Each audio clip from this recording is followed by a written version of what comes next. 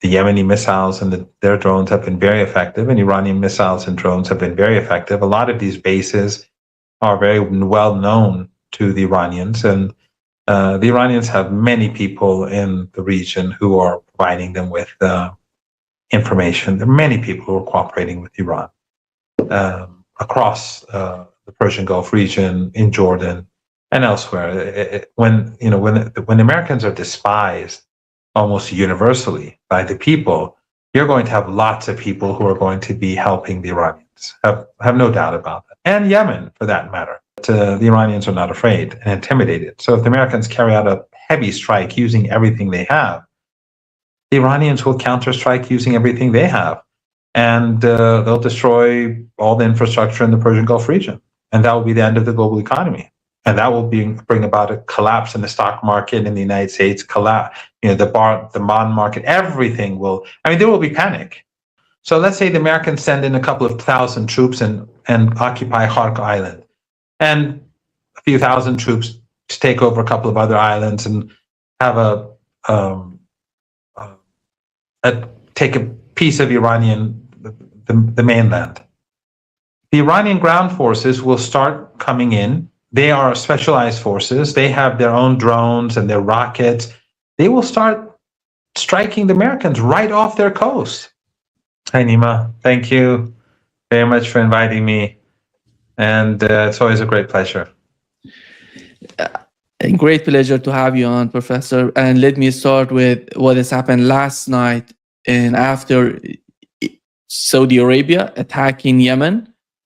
And Al-Hudaydah, if I'm not mistaken, Al-Hudaydah port was hit by, they attacked the port by, using their fighter jets. And then we were thinking about what would be the response from Yemen. Are they going to attack Aramco? Moments after, in 2 hours, we've seen that Aramco is on fire because of the missiles.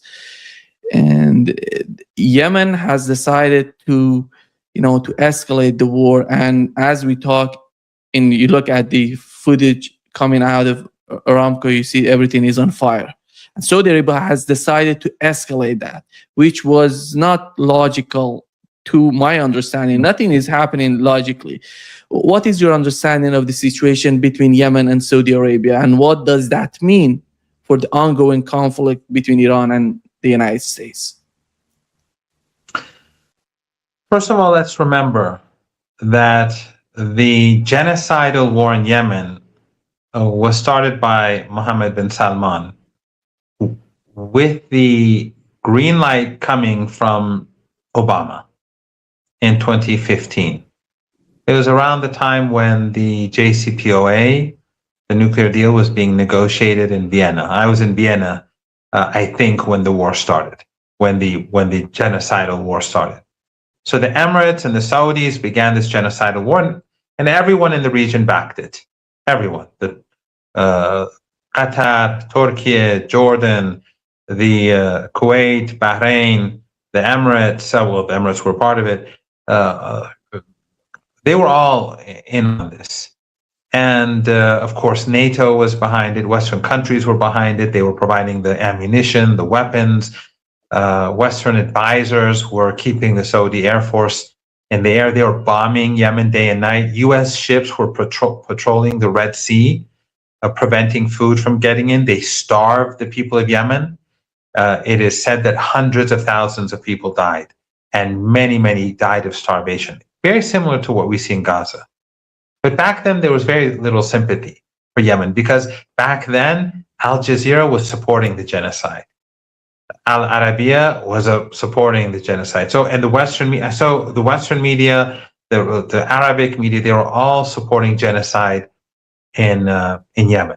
So, when you see Al Jazeera pretending to care about the Palestinians, it's not because they're moral. I mean, they're good people in Al Jazeera, journalists and decent people who work in Qatar. I don't reject that at all.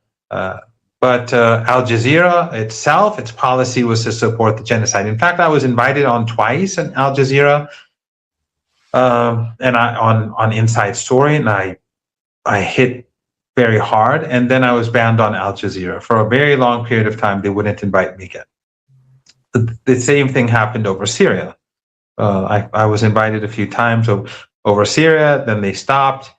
Then it's a long story. I'll tell you about it later. But how I found out that I was banned over Syria, very funny story. But anyway, so they all the West, the collective West, came to destroy the revolutionaries in Yemen. And because of the Saudi and Emirati money and clout, they were able to get a UN Security Council resolution which stated that the former regime, even though it was overthrown and completely unpopular, that was the internationally recognized government.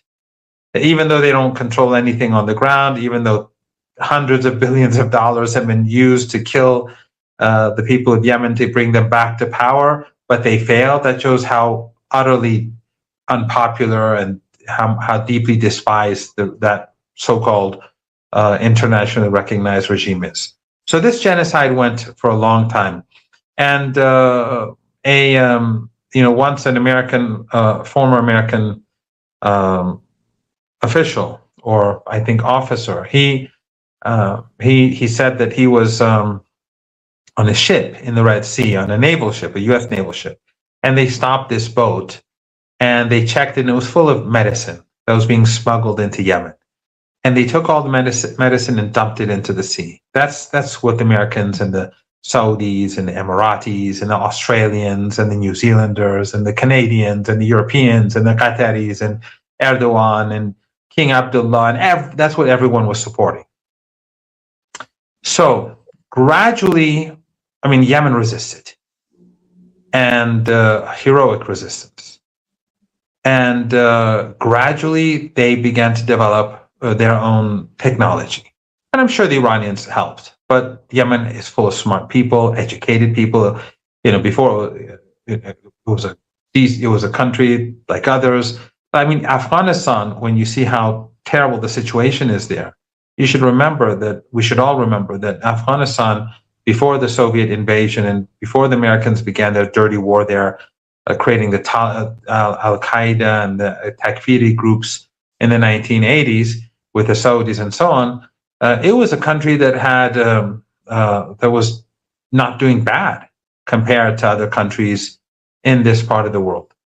And Yemen too had universities, it had an educated class, it has so now. So they, and definitely with Iranian support, began to develop their own defense industry, which included drones and missiles. So gradually, Yemeni drones and missiles began to strike Saudi oil installations, and they hit them very hard, and that led to the ceasefire. That led to the end of the fighting between Yemen and Saudi Arabia. So the Saudis were forced to submit after years of genocidal war, that the West supported. So this is not their first genocide the West has carried out in our part of the world, and that was Obama's genocide. And of course, Trump continued the genocide, but it was started by Obama. So, having said that, there has been, after the ceasefire, they kept the siege on Yemen, and in recent years they made it worse. And the Yemenis were becoming increasingly angry about the targeting of women and children and the way in which and of course Western media doesn't care, just like they don't care about the children of Gaza. They don't care about, every day they're slaughtering people. And yesterday in the West Bank, they killed lots of Palestinians, and these Zionist thugs have been roaming around the West Bank, killing people and stealing land and terrorizing the indigenous Palestinian population. But you won't hear that in the Western media.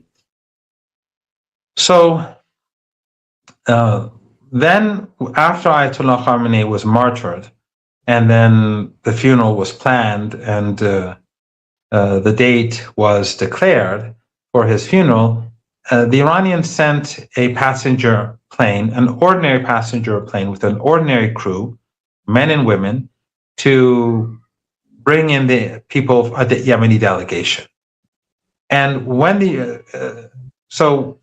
apparently the Saudi Air Force harassed or tried to approach the Yemeni airport. Anti-aircraft systems forced them away. The Iranian plane landed. They brought in the delegation, plus some ill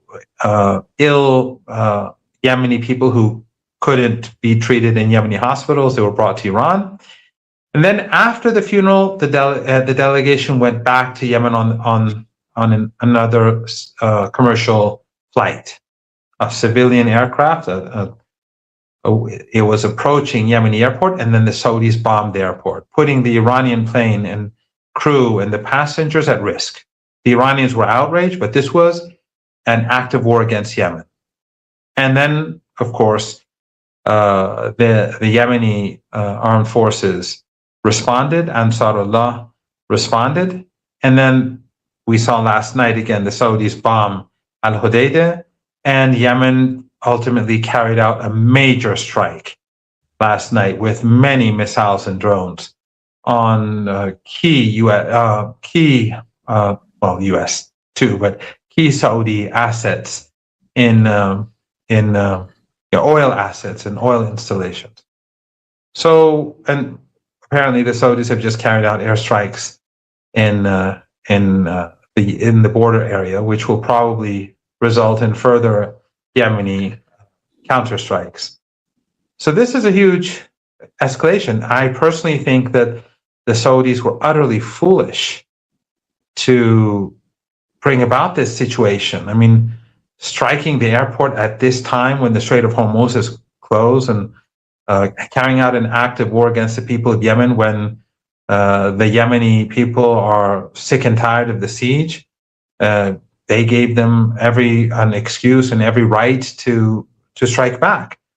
And it's the best time possible for Yemen because the Saudis, they can't export their oil through the Persian Gulf. They can't, or the Strait of Hormuz, they can't import or export through the Strait of Hormuz. So they're completely dependent on the Red Sea. And that makes the Red Sea for the Saudis much more important. And thus it makes Saudi Arabia vulnerable, very vulnerable to Ansarullah. And we've seen Ansarullah strike 3 naval ships already, 3 tankers already, which is a part of the blockade that they started after the strikes on Yemen.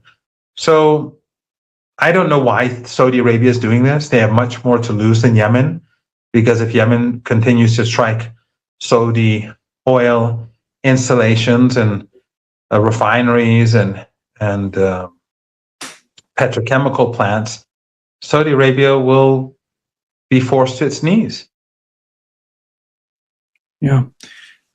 Just a new photo came out about the hangar used by U.S. Special Forces at King Faisal Air Base in Jordan, which was, it seems that the Iranian missile has destroyed that. One of the main concerns right now on the part of the United States is the precision of these missiles, that they hit the targets in Jordan. They're saying that because of Russia, China are providing intelligence to Iranians.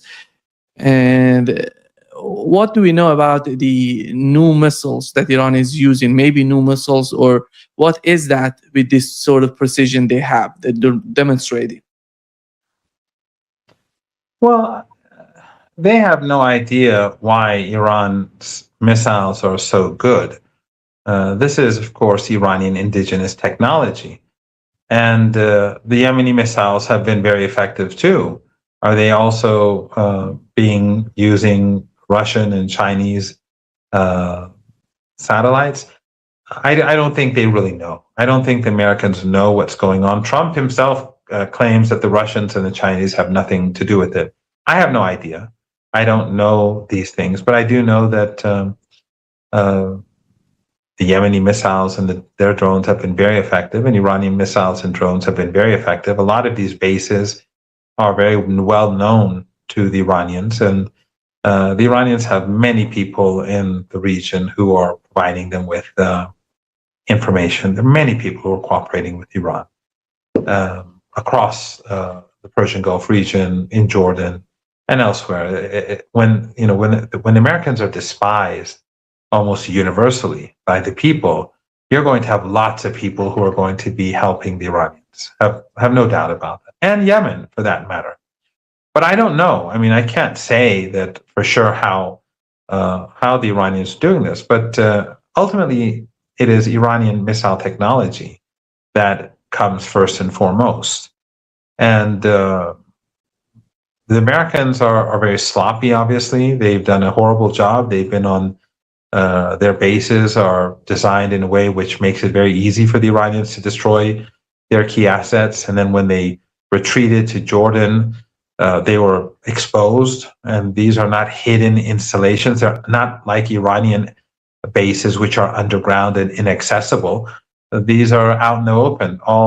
Someone from Jordan has to just send information to the Iranians that out over there, there are these new buildings that the Americans are using, and then the Iranians will target them. I don't think the Americans quite understand the degree to which they are despised. And people across the region are seeing through the propaganda, the sectarian propaganda that the Qatari and the Saudi and the Emirati media empires have been promoting, the racist, because they have a huge media apparatus. It's not just Al Arabiya or Al Jazeera. They fund many so-called private-owned channels. Many of them are based in the West. And I think people know, I mean, they have, so-called religious channels that are Wahhabi or Salafi and Takfiri. They have, all sorts of media outlets, online, Telegram channels, and of course they have many troll farms that are used to create. But people are seeing through all this now. It doesn't work anymore. We've seen a lot of footage of people cheering on when the missiles were striking U.S. bases in Jordan. These are Jordanians. We see that across the region and across the world. So I don't think it's all that difficult for the Iranians to get the sort of information that they need. And they've been preparing themselves. When they've been preparing themselves for decades and building these underground bases and building these missiles and drones, I think they were probably also building up their networks for intelligence gathering as well.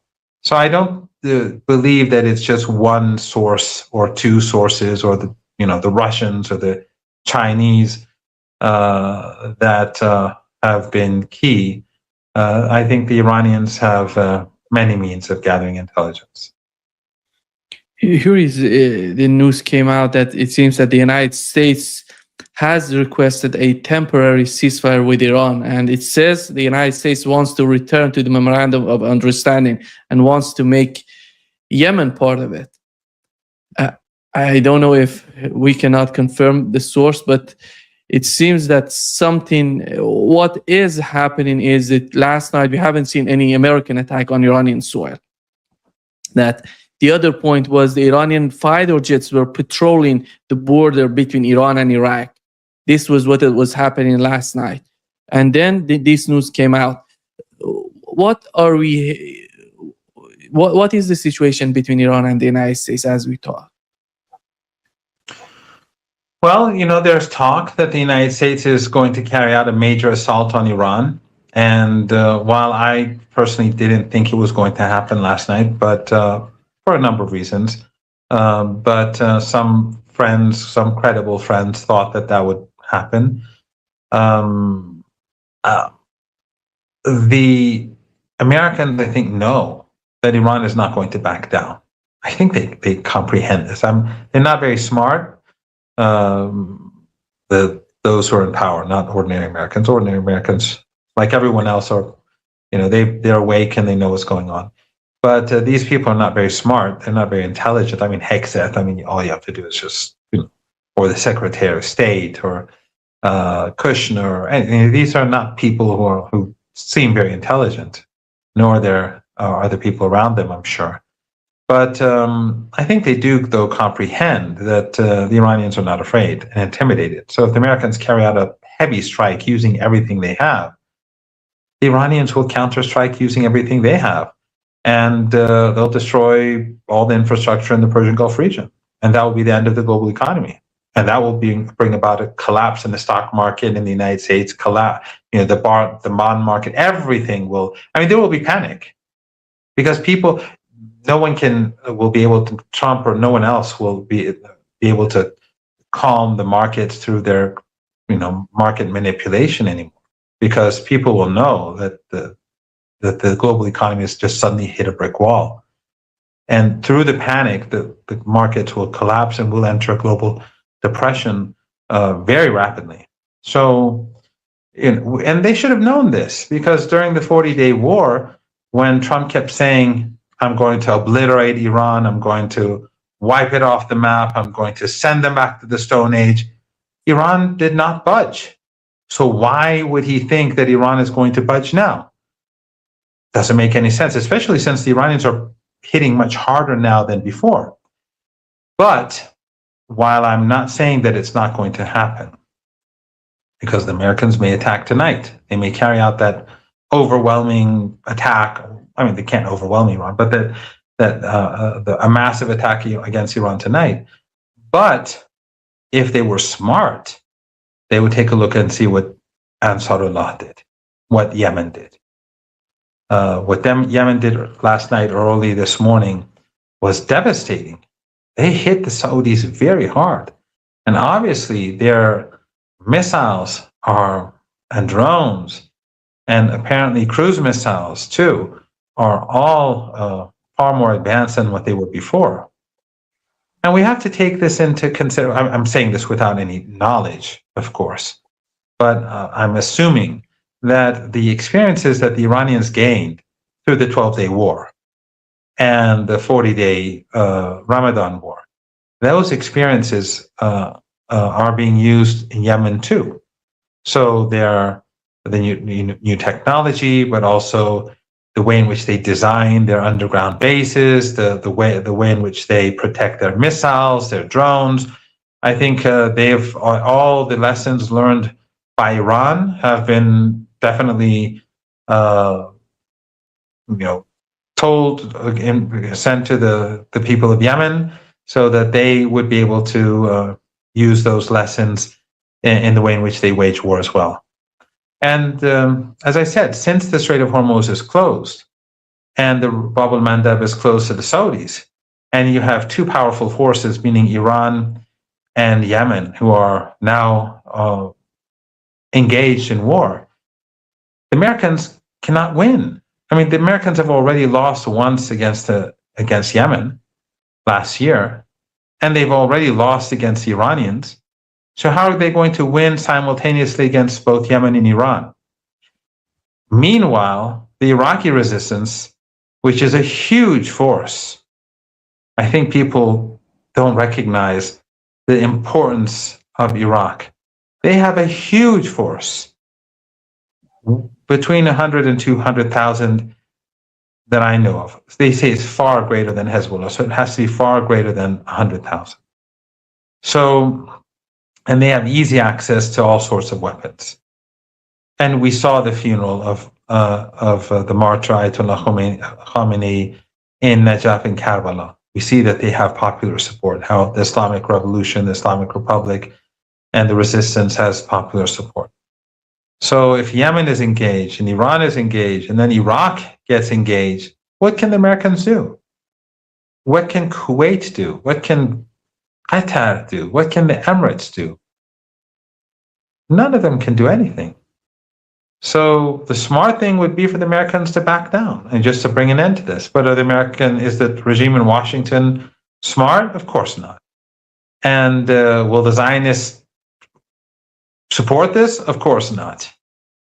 But this is the reality on the ground. And of course, as I think I said before, that if there is an agreement at some point, the Iranians are not, I don't see the Iranians going back to the MOU. They will demand things up front, and they will include Yemen, and they would probably make new demands with regards to Gaza. Here is what New York Times reported. It says Iran has prepared for a possible attack in recent months by strengthening fortifications and creating obstacles and explosives explosive traps around some of its nuclear facilities, which makes the execution of any ground operation highly risky. And what is the perception, Professor Marandi, when it comes to the ground invasion? We know that the United States was systematically trying to destroy the facilities in the southern and in the western part of Iran. And the perception is maybe the United States is planning for such an operation, the ground operation. Well, I mean, the success of the United States is as such that Iran has hit, I think, another ship off the coast of the Emirates was struck off the coast of Jufair. So Fujairah. Fujairah. Yeah. Yes, I was thinking of Jufair near the Iran-Iraq border. That was the scene of a battle that I was involved in during the war. So off the coast of Fujairah a few hours ago, I think 3-4 hours ago, another ship was hit. So obviously the strikes on the Iranian coast and in the south have not been of any use to the United States in getting out those ships. So ultimately, if this continues, we're going to have an imminent energy crisis, and it's going to be catastrophic, especially after what Yemen did last night. And they not only did they, as I said, they struck 3 tankers, but now they've struck Saudi key infrastructure, and we'll have to see what impact it has on the ability for Saudi Arabia to export oil, because I don't know what they struck. They may have struck. They just mentioned here. Let me read it, Professor Marandi. A new statement by Yemen. The Yemeni forces announced that they targeted Aramco refinery in Jazan and the Aramco East-West pipeline in Yanbu, Saudi Arabia, with dozens of ballistic missiles, cruise missiles, and drones. Yemen announces that that blockade will be met with blockade, and escalation will be met with escalation. This is the statement by Yemen. Well, that means that the energy crisis is getting closer and closer and closer by the minute. Literally by the minute. I mean, I don't know how many days are left. I mean, if it's based on Trump's calculations, it should be a couple of weeks from now. I have no idea, because Trump doesn't, and nothing he says is really accurate. He's a serial liar. So, but when he said 4 weeks, it's been 2 weeks again since things have been shut down, and then we have the Red Sea in addition to that. So let's say 3 weeks, whatever, are left, let's say. But a major U.S. assault, if it's carried out, then the exports will be permanently stopped from our region, permanently, because all the infrastructure in the Persian Gulf will be destroyed, and these countries will collapse. We've discussed this before. They can't survive in deserts without electricity and desalination plants, and if their oil and gas infrastructure is destroyed, there's no reason to stay there anymore. So the Americans recognize this, and now after what Yemen has done, and Yemen obviously can continue these assaults on Saudi installations, and so can Iran. So why would the United States want to continue with this? That doesn't mean it won't. The United States may start waging a war against Yemen and Iran. It's possible, but it will fail. And we've discussed this before. If they want to carry out a land operation, that's what the Iranians want. During the Ramadan war, we discussed this on your show multiple times. The Iranians back then wanted a land invasion. And if anyone thinks that the Iranians are not prepared for a land invasion, they should go and take a look at footage of the underground missile bases. They've been prepared. This is nothing new. And so I think without a doubt are fully prepared. And as I said, these people who I speak with, they want the Americans to attack. Let's say the Americans take some island. Let's say Khark Island, which they keep talking about. How does that hurt Iran? Right now there's a siege, so Iran can't export. So it's not using Khark Island to export. So let's say the Americans send in a couple of thousand troops and occupy Khark Island, and a few thousand troops to take over a couple of other islands and have take a piece of the mainland. The Iranian ground forces will start coming in. They are specialized forces. They have their own drones and their rockets. They will start striking the Americans right off their coast or right in front of them on the mainland. So it makes it much easier to kill Americans. And then the top priority for the Americans will be logistics. In the summer of the Persian Gulf, the water is going to be very difficult for them to manage. The taking water for their soldiers and of course their equipment not breaking down in the humidity and the heat. So if they carry out a land offensive, they'll be wiped out. They'll be defeated, and they'll have to retreat after a few weeks, a few months, whatever. It's not sustainable. The Iranians want this not because the Iranians like war. I said this before. It's because the Iranians think that if we have a land offensive, that will be bring about the ultimate defeat, and the Americans will have to go and not come back. In other words, a popular opinion in the United States will become so anti-war that it will just bring the war to an end. So the Iranians are prepared. If the United States, on the other hand, does not want to carry out a land war, they just want to carry out massive strikes on Iranian infrastructure, the Iranians will destroy everything. And we saw what Yemen did last night. And that would bring about an end to the U.S. economy. When the price of energy goes through the roof, that means factories shut down. That's like Iran's fired missiles into all U.S. factories. That means businesses shut down. That means the economy shuts down. That means many people can no longer use their automobiles or travel. I mean, it'll be catastrophic for the world. But this is something and then what will happen? The people in the United States will know who did this. They'll say it was Netanyahu, the Zionist lobby, the Israeli regime, and Trump. I mean, the tragedy will unfold across Africa, across Latin America, across Asia, across Europe. It'll be global. But in different countries, their governments will have to face very painful circumstances. But the people won't say that you did it.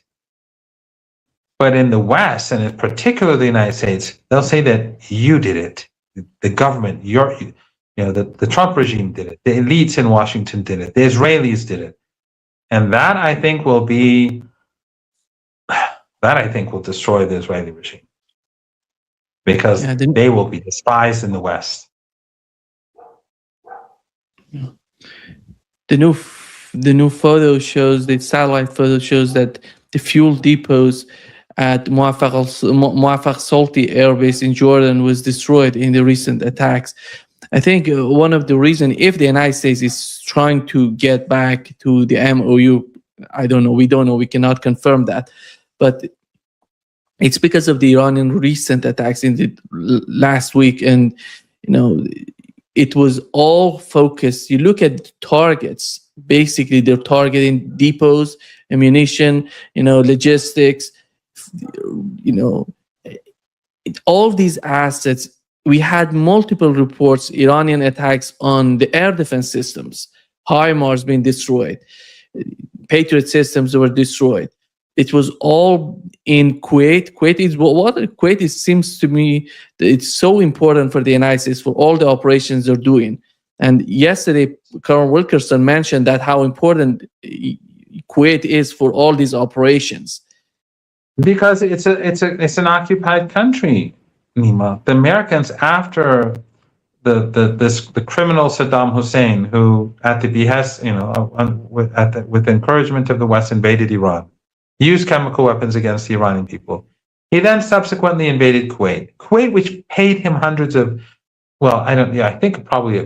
Kuwait and Saudi Arabia paid, just these two countries alone, paid Saddam hundreds of billions of dollars to wage war against Iran. The others did so too, but the major funding came from these two countries. So Kuwait, which helped Saddam, I think Kuwait was tens of billions, and Saudi Arabia a couple of $100 billion. Kuwait, which helped Saddam so much, he invaded the country, and that gave the excuse for the Americans to occupy Kuwait. And since the occupation, it's become a protectorate. They have multiple bases there, and they have the bases, from what I've told, are huge, and they have all sorts of equipment. It is, and so the Iranians keep destroying different parts of the base of the bases, but they're massive, and so Kuwait is a center for the United States, and of course Bahrain too. All these regimes are complicit, but Kuwait in particular is where the Americans store huge quantities of equipment and ammunition and that sort of thing. Yeah, the one of the, and the HIMARS missiles are often are fired from Kuwait, often into Khuzestan, into cities which your relatives live and your acquaintances live, and where you go to, where you went to recently. That's they're struck from Kuwait. Yeah, they're mostly focused looking at multiple cities were hit by these HIMARS in Khuzestan. I assume the United States is using those HIMARS, but in the southern, it's basically they're using fighter jets. But in the western, they're using HIMARS and these systems to hit the targets in the western part of Iran. And when you look at the Iranian targets, it seems Iran is so much focused on Kuwait. 70% of the attacks targets are in Kuwait. Then Bahrain and Jordan. There was a single report yesterday that Iran hit, logistics in Saudi Arabia, but not that much of attack on Saudi Arabia and UAE. What does that mean? Well, I can't say with certainty. I don't have details. I do know that Iran had some negotiations with Saudi Arabia, with the Emirates, with Qatar, which had some results. But then again, Iran has struck Qatar, Iran has struck Saudi Arabia. So I think the calculations are complicated. But at the end of the day, when Saudi Arabia allows the Americans to use their airspace and their bases to attack Iran, it's not going to, the Iranians are not going to be indifferent to that. So the Iranians prioritize, maybe it's because of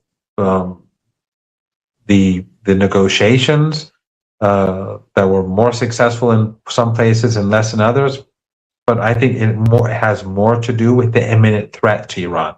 I think the bases in Jordan were a major threat, so the Iranians prioritized Jordan.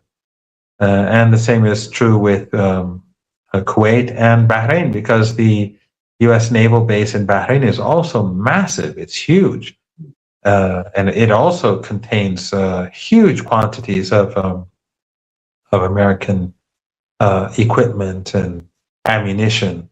So I think it's probably multiple issues, but I have no doubt that if the United States intensifies the war, if it escalates, if it starts striking bridges, and so far the Iranians, ever since Trump made his threat that for every ship they're going to strike a bridge or a power plant, so far the Iranians have struck 2, and the Americans have not responded.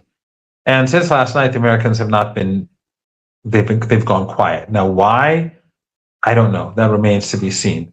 But they may carry out a massive operation, and they may not. I just don't know. But I'm sure, though, I know that messages are going back and forth. And I know that that the messages that Americans have obviously said things through the delegations that have visited Iran. But of course, as the Iraqi Prime Minister's office said, that the New York Times report was nonsense. But definitely, messages are going back. The Americans are pushing hard to have communications with Iran. But the problem is, of course, Trump's ego and the Zionists. They're fighting the war to the last interceptor. And it seems that there is no, the footage yesterday came out, there is no interceptor going to hit the Iranian missile that was supposed to hit a target in Bahrain, for example. And you see the Patriot system trying to hit the missile, Iranian missile failed and hit the neighborhood. And instead of hitting the Iranian missile, there is no, I think what is obvious for us that are watching this footage and photos coming out of the region, it seems that the United States has depleted the air defense system. The air defense system is not working properly anymore. That is one of the problems for all GCC countries right now. Well, the Yemenis, they struck, as they said, with tens of missiles. You said the tens of missiles and drones and cruise missiles. Well, where were the interceptors? Why couldn't they down these things? So they're in serious trouble. And then again, I remind you, which I know you know, but I'm just reminding you and myself, that the resistance in Iraq is pretty quiet, but they're prepared. I mean,